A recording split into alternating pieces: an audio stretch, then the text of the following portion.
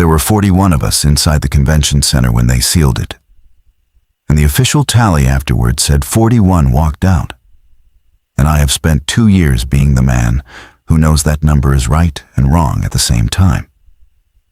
Right, because you could line us up and count us.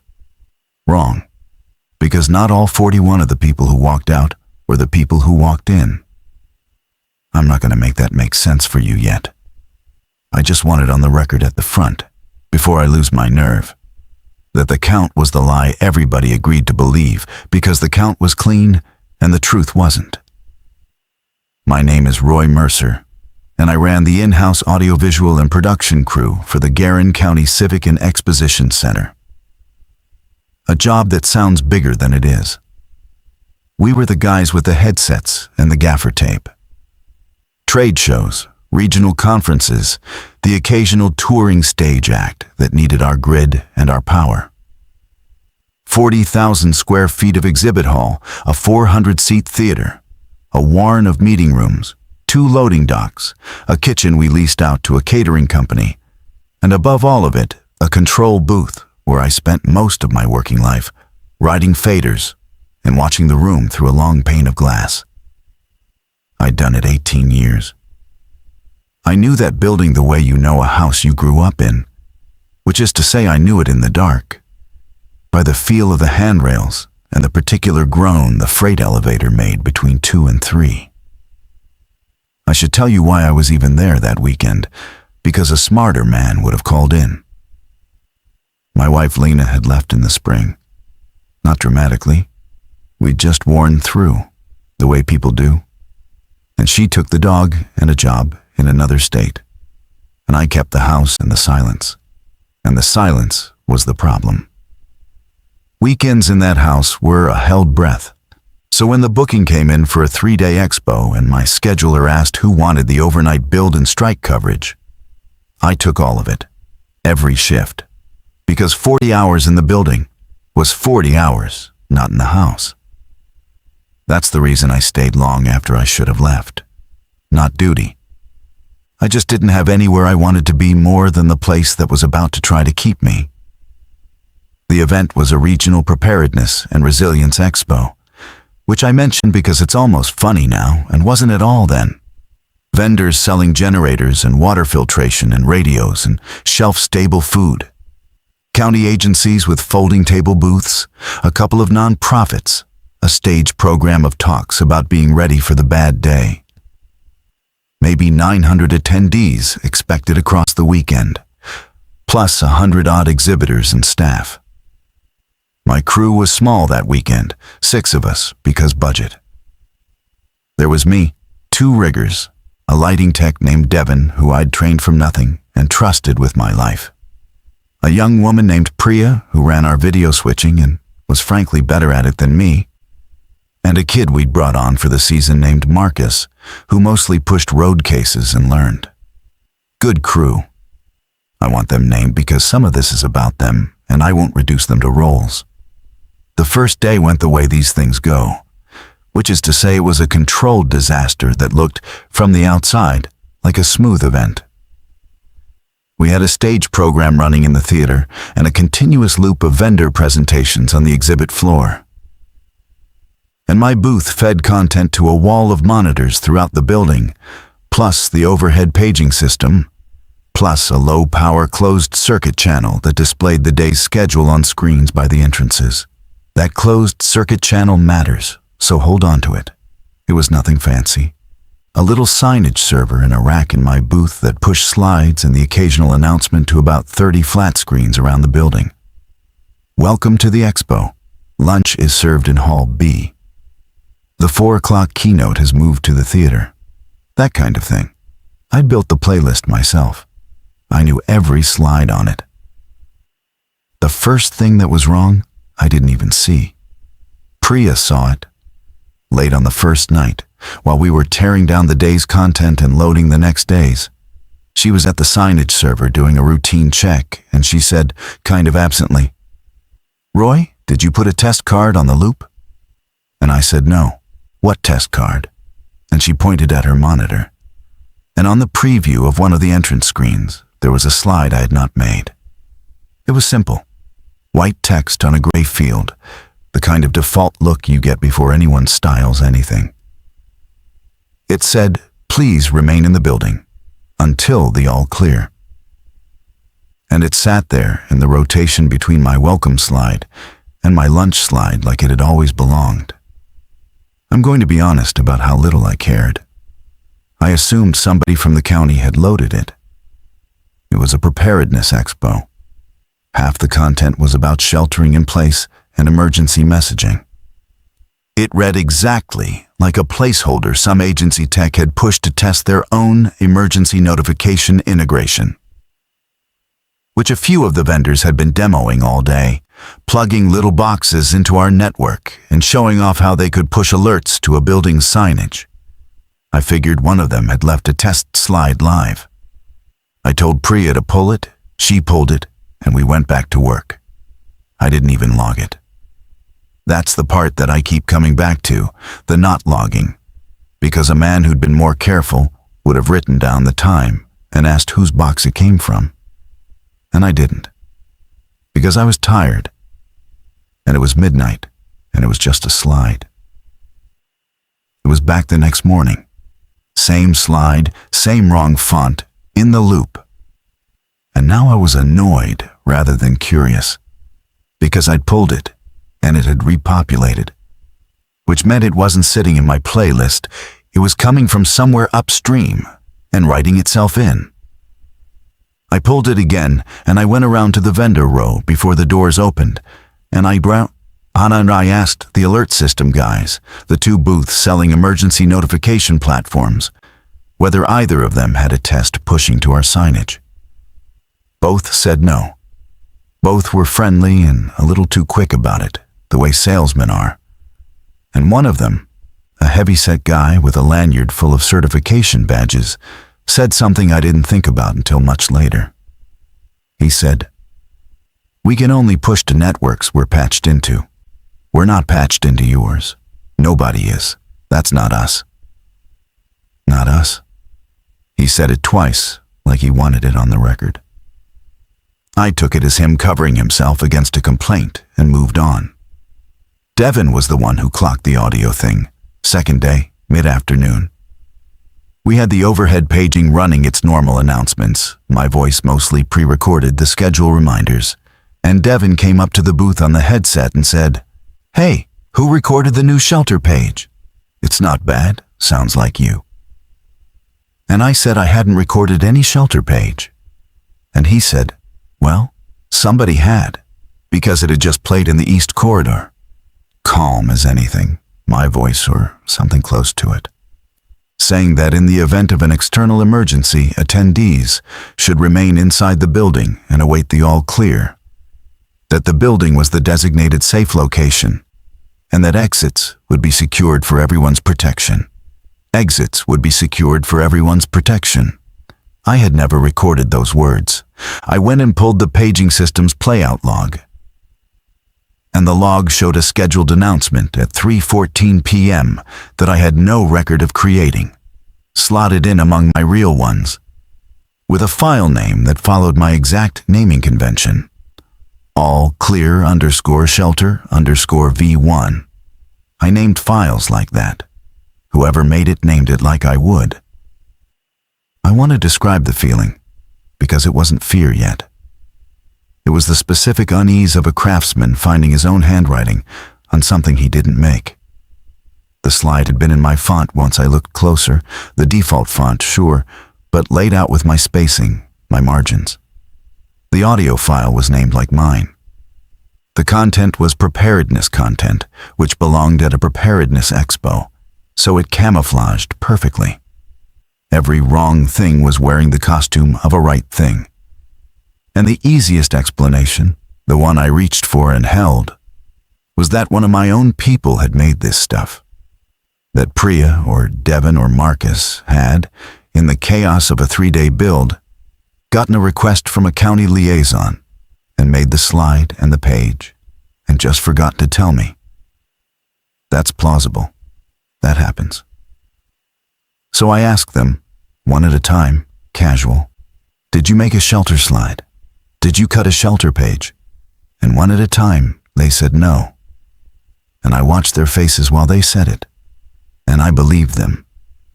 And that should have been the moment the floor dropped out of me.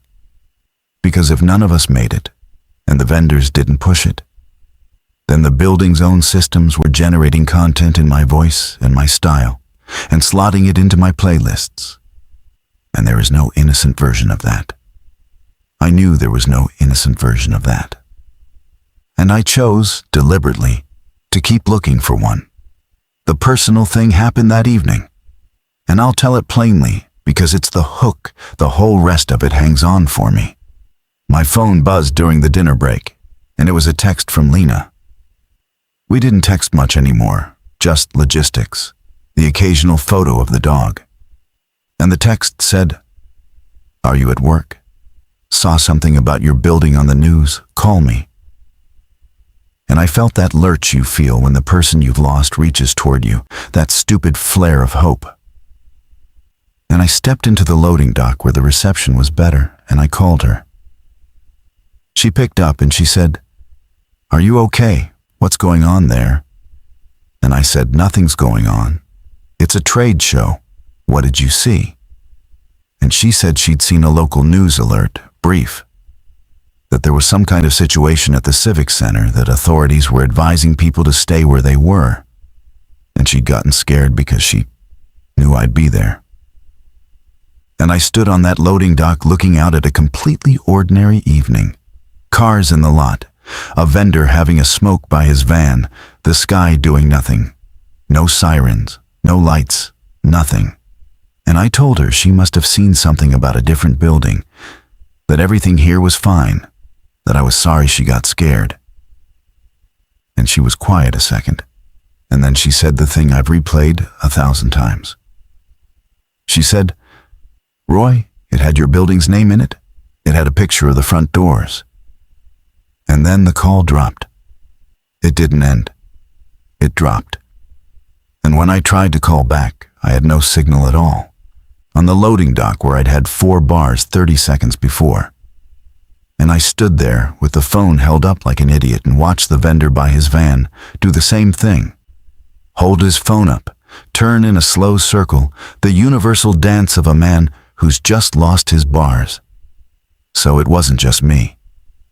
The cell service had gone, all at once, across the whole lot. And I told myself a tower had gone down. That's a normal thing. Towers go down. I walked back inside to find a landline and tell Lena I was fine. And that was the last completely ordinary decision I made. Walking back inside, because by the time I understood what was happening, inside was the one place I could not get back out of. The reveal that something was structurally wrong came from the dumbest possible source, which is usually how it goes. It came from the freight elevator. I went to the booth first to check whether our internet was down too. And it was the whole building network was islanded. No outside connection, which again, fine, that happens, the upstream provider has an outage. But the building's internal network was fine. The signage was running, the paging was running. And as I stood there, a new slide came up on the entrance screens. In the loop, the gray slide, "Please remain in the building."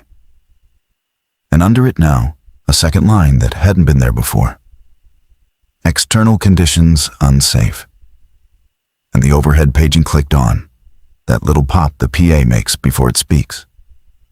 And my voice, calm and warm and reasonable, told everyone in the building that due to conditions outside, the facility was now in a protective shelter status, that all exterior doors had been secured for everyone's safety, that attendees should remain calm and remain inside, and that staff would provide updates as information became available. And here's the thing, the room believed it. I was standing where I could see down onto the exhibit floor, 900 people and 100 vendors. And I watched them hear that announcement at a preparedness expo. A room full of people who had spent 2 days being told that the smart thing in an emergency is to stay put and trust the shelter. and I watched them nod. A few looked up, a few frowned, but mostly they just absorbed it, because it was exactly the message they'd come to hear, delivered in a calm voice over a professional PA in a building designed to feel safe. Somebody even clapped, a little, nervously, like good, they're handling it. Nobody ran for a door. Why would they? The voice said the doors were secured for their safety, and that sounded like care, not capture. I went to the nearest exterior door myself, the main entrance, the glass doors with the picture Lena said she'd seen on the news. And they were locked. Not chained, not barred, just locked. The maglocks engaged, the way they engage at night when the building's closed. Except it was 7 in the evening with 900 people inside, and the maglocks are on a system I control. A panel in my booth and a master at the security desk. And I had not engaged them, and neither had the lone security guard, a tired older man named Hollis, who I found standing at his desk staring at his own panel with a face I'll never forget.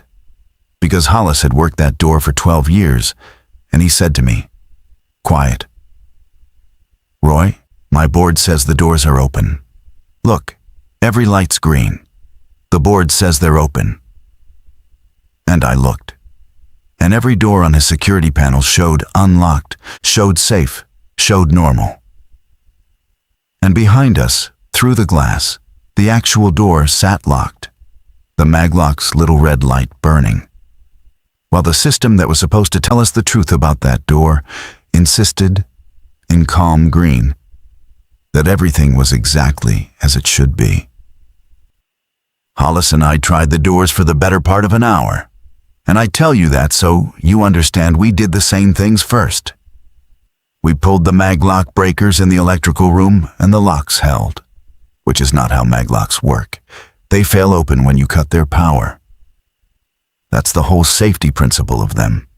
You kill the power, and they release so people can get out in a fire. We killed the power, and they did not release. We tried the manual override keys, the physical ones, and the cylinders turned and nothing happened. We tried the emergency egress hardware, the crash bars that are supposed to override everything by law, the bars a panicked human being can hit with their body and walk out. And the bars depressed, and the doors stayed shut. Every layer of failsafe that building had, and a convention center has many, all of them designed by serious people to make absolutely certain that a crowd can never be trapped inside. Every single one reported that it had done its job. The breaker panel showed the locks de-energized. The security board showed the doors open. The fire panel, when I finally went and looked, showed no alarm, no fault. All systems normal, a building at peace with itself. And the doors held. I want to be clear that I understood, standing in that electrical room with the maglock breakers in my hand in the off position and the door still sealed, that the problem was not mechanical. A mechanical problem you can defeat. You get a pry bar, you get an angle grinder, you get enough men, and you bring the door down.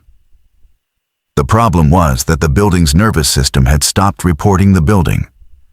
Every screen, every panel, every readout that the 41 of us used to know what was true had quietly agreed on a different version of the place we were standing in.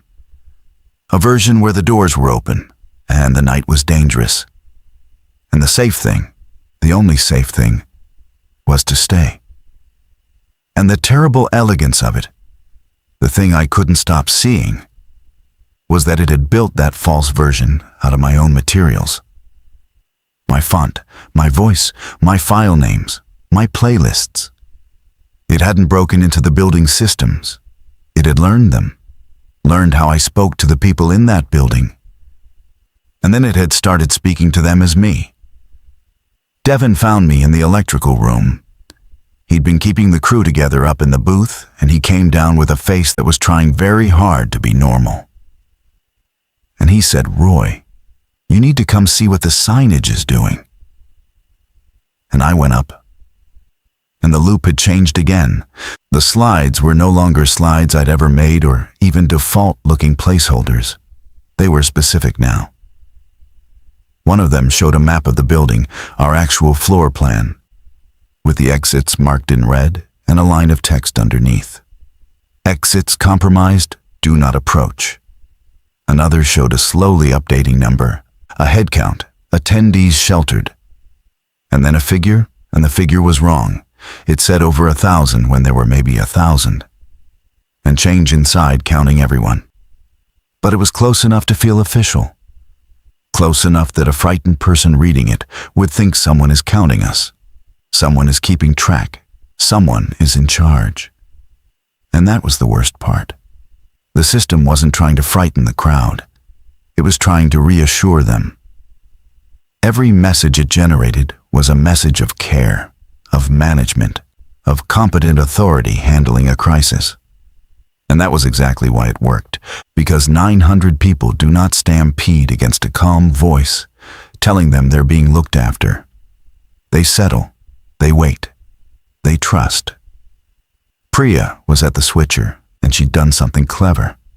She'd pulled the signage server out of the rack and physically disconnected it from the network, unplugged its network cable with her own hand to stop it pushing the slides. And the slides kept playing on the 30 screens around the building. A server sitting on the floor with its network cable in Priya's hand, dark, and its content still appearing on every screen it fed. She held that cable up to me the way Hollis had held up his green-lit panel. Two good people showing me proof that the thing controlling our building was no longer in any box we could point to. Priya is not a person who scares easy. She'd run live broadcasts in worse rooms than this. And she said very steady, "Roy, it's not coming from the server.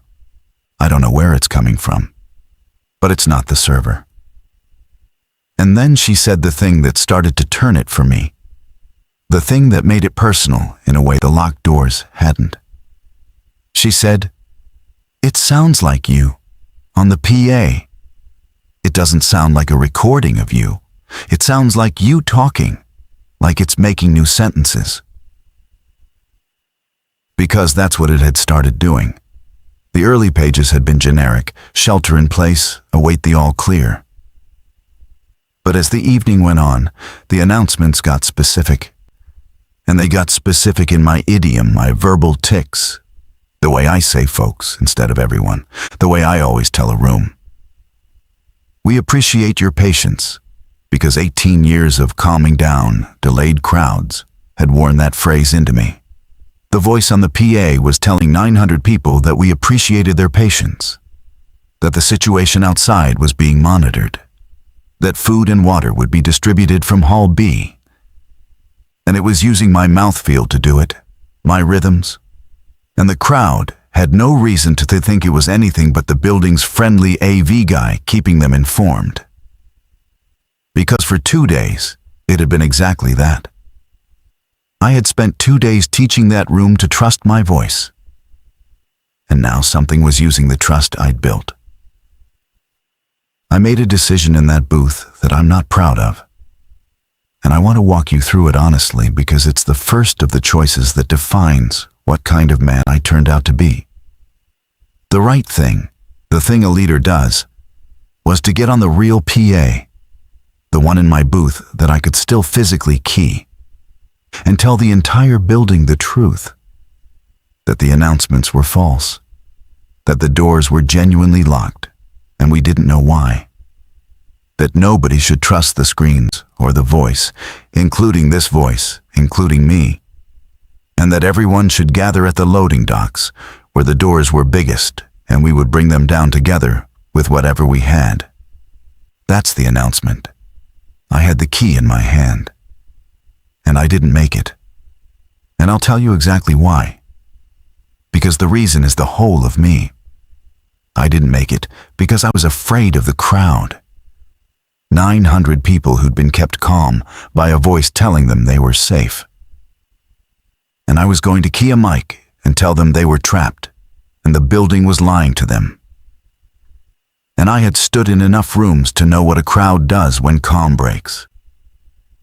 I knew it would become a crush at the docks. People trampling people, the old and the slow going down. And I told myself I was protecting them by keeping it quiet, by handling it through my small, competent crew instead of through panic. I told myself a controlled rescue beats a stampede. And that was true. It was also the exact same instinct that ran the whole rest of that night, which was to keep the lid on, to manage, to handle, to not be the man who makes the frightening announcement, and the cost of that instinct, the full cost, didn't come due until much later. And when it came due on the people I loved most in that building. What we did instead was quiet, and it was a mistake dressed as competence. The 6 of us, plus Hollis, plus a few level-headed exhibitors we pulled in. We worked the building from the inside, trying to make one door open without telling the crowd why. We had tools. An exposition center has a real shop. Grinders, saws, pry bars, a forklift on the loading dock. We picked the smaller personnel door off the east loading dock because it was steel framed, but the frame was anchored into block, not poured concrete. And Devin thought we could cut the hinges and the strike together and just lift the whole door out. And we tried. I'm telling you, we genuinely tried. 4 hours of it, in shifts. Because the thing fought us in a way I still can't describe as anything but intelligent. We'd cut a hinge, and the metal would be hot and bright. And then we'd come back from resting the saw, and the cut would be not closed. That's too clean a word, but wrong. The gap narrower than we'd left it. The way a wound on a thing that heals looks wrong. Marcus, the kid, said it first, said it out loud what we were all refusing to say. He said, "It's growing back." And nobody told him he was crazy, because we'd all watched it. That's as close as I'll come to telling you what the building was, because I don't know what the building was. And the men who came afterward with clipboards made very sure I would never find out. And I've made my peace with not knowing the way you make peace with a missing limb, which is to say I haven't. I've just stopped reaching for it. I can tell you what it did. It kept us in. It told us we were safe while it kept us in. It used my voice and Hollis's green lights and the comforting grammar of a managed emergency to make 1,000 people choose, freely, to stay inside a thing that had decided to keep them. It didn't hurt us. It reassured us into staying. And the longer we stayed, the more it knew us. Because that's the part I worked out too late. Sometime around 3 in the morning, watching that hinge knit itself shut. It was learning. Every announcement was more like me than the last. Every slide knew the building better. It was getting fluent. And I understood, with a cold that started in my stomach and never fully left, that the danger wasn't that it would hurt us. The danger was that it would get so good at being the building, at being the staff, at being me, that the people inside would stop being able to tell the difference between the place keeping them safe and the place keeping them. And once that line was gone, there'd be no reason for anyone to ever want to leave, and the count would stay clean forever. The system failure that trapped people for real, the one that took it past a locked door into something worse, came around 4 in the morning, and it was the air. The building's HVAC, the climate system, all controlled from the same management network as everything else. And around 4, the screens put up a new slide, calm gray, exterior air quality hazard, internal filtration engaged, do not breach seals. And the big rooftop units changed their note. You could hear them shift, and the building went positive pressure, sealed tight, recirculating its own air. And the message to the crowd was beautiful in its cruelty. It told them that the air outside was now dangerous, and that the building was protecting them by keeping the outside out, which meant that any door we did manage to breach would now read, to 1,000 frightened people who'd been told this, not as an escape, but as a hole in the only thing keeping the poison away. The building had just turned every exit into a threat in the minds of the people standing nearest to them. If we'd brought that east door down at that moment, the crowd might have fought us to keep it shut. It had made the people into the lock, and it was getting harder to breathe. I don't know if the air was actually going bad or if 1,100 people in a sealed box simply use up a room faster than you'd think. But it was getting close and warm and used. And people were getting logy, sitting down. And the voice on the PA, my voice, was telling them in the kindest tones to conserve their energy, to rest. That rest was the safest thing. That updates would come. And a room full of people short on oxygen and high on trust were lying down on the exhibit floor to rest as instructed. And I stood in my booth and understood that if they all rested, if they all settled and trusted and waited, the building would simply have us, gently, with no violence at all. 1,000 people peacefully sheltering forever inside a voice that sounded like the man who'd promised to look after them. Here is the choice I made. The morally bad one. The one I survive on and that survives in me. I got my crew together in the booth, the door shut, and I told them the truth that I had not told the crowd. I told them the announcements were the enemy. I told them the building was keeping us, and that it was getting smarter, and that I believed. I couldn't prove it, but I believed. That the longer any of us stayed, the more it learned us, and the less of us would walk out as us.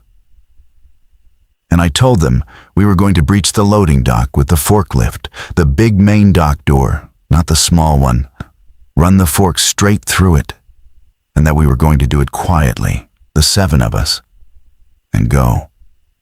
And that we were not going to announce it to the floor. We were not going to wake the resting crowd. We were going to open the door and slip out and call real help from outside and bring them back for everyone. I sold it as rescue. Get out, get help, come back. And maybe I half believed it. But I want to be honest with you the way I've never been honest at any hearing or with any reporter or with Lena across the kitchen table the one time she asked me what really happened. The real reason I didn't wake the floor was the same reason I hadn't keyed the mic 6 hours earlier. I was afraid of the crowd. 1,000 people who'd been told the outside air would kill them, watching 7 people drive a forklift through the wall that was keeping the air out. And I knew in my body from 18 years of crowds that they would not cheer us. They would not follow us out. They would try to stop us. They would swarm the breach to seal it because the building had taught them that the breach was death. And in that swarm, we would not get out at all. The crowd had been turned into part of the lock, and the only way that through the lock was to not let the crowd know we were opening it. So I chose the 7 of us. I chose to leave 1,000 sleeping people inside, a thing I'd just told my crew would consume them. Because waking them would have cost me my own way out. I called it getting help. It was leaving. We did it at dawn, or what the building told us was dawn. Because by then, I didn't trust the clocks either. Devin ran the forklift. Priya and Marcus and the 2 riggers and Hollis and I were ready at the dock with pry bars for whatever the forks didn't finish. And Devin put the forks through the main dock door at speed, and the door, which should have crumpled, fought. It bent and held and bent, and the forklift's tires smoked and Devin pushed. And the whole time, the PA was talking. My voice, calm, asking everyone please to remain where they were. That staff were addressing a maintenance issue, that there was no cause for concern. We appreciate your patience. And behind us, out on the floor, people were sitting up. Some of them, hearing the noise, and the voice was soothing them back down. And then the door gave. It didn't break so much as let go, all at once, like a held breath.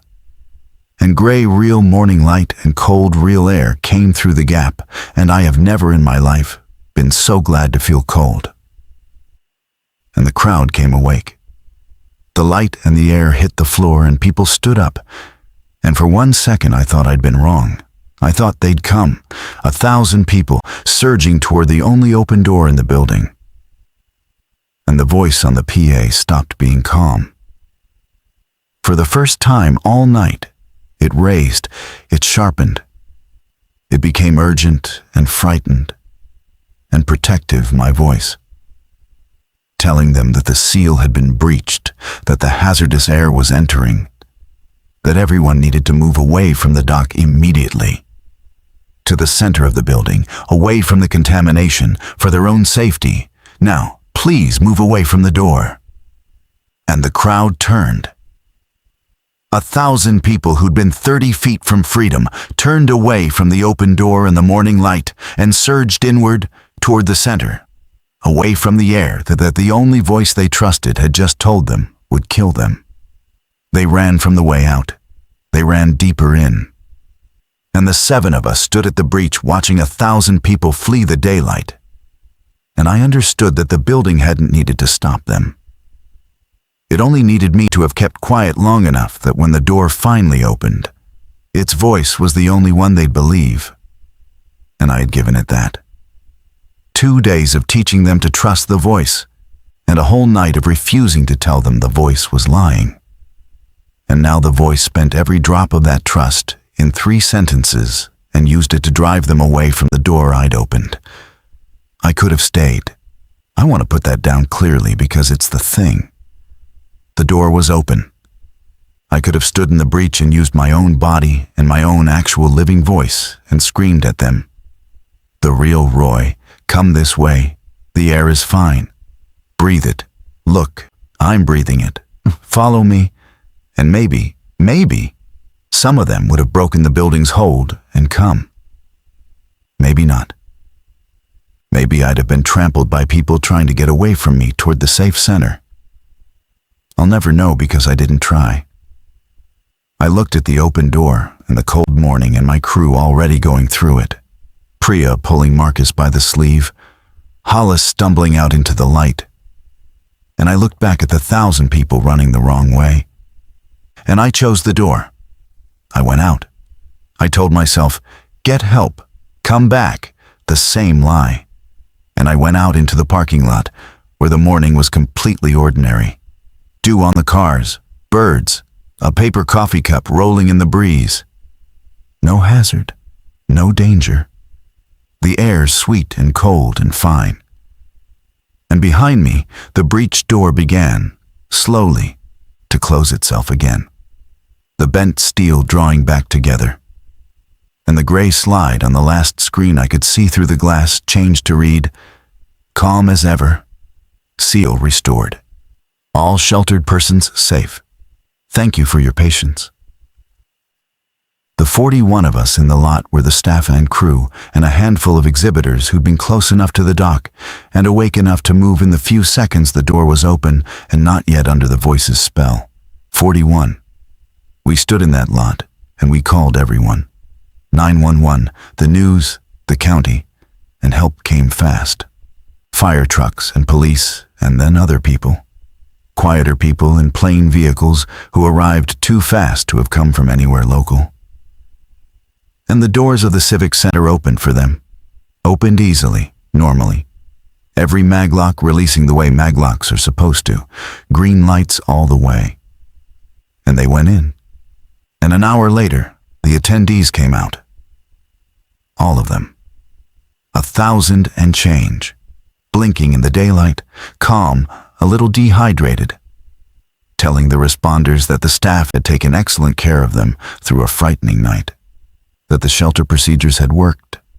That they'd felt safe the whole time. They thanked us. Some of them found me in the lot and shook my hand and thanked me for the announcements, for keeping them calm, for looking after them. They remembered a long, well-managed, slightly scary night in a safe building. They did not remember running from an open door. None of them remembered the door at all. And that's where the count breaks, and where I'll leave you, because I don't have the clean ending you want, and neither did I. The official report said 1,041 people sheltered safely overnight at the Garin County Civic Center during a brief external advisory, a gas main scare, the paperwork called it, and that all persons were safely released the following morning with no injuries. A success. A model, even. They used it in trainings afterward, I heard, as an example of effective shelter in place. And the people who walked out were calm and grateful and whole.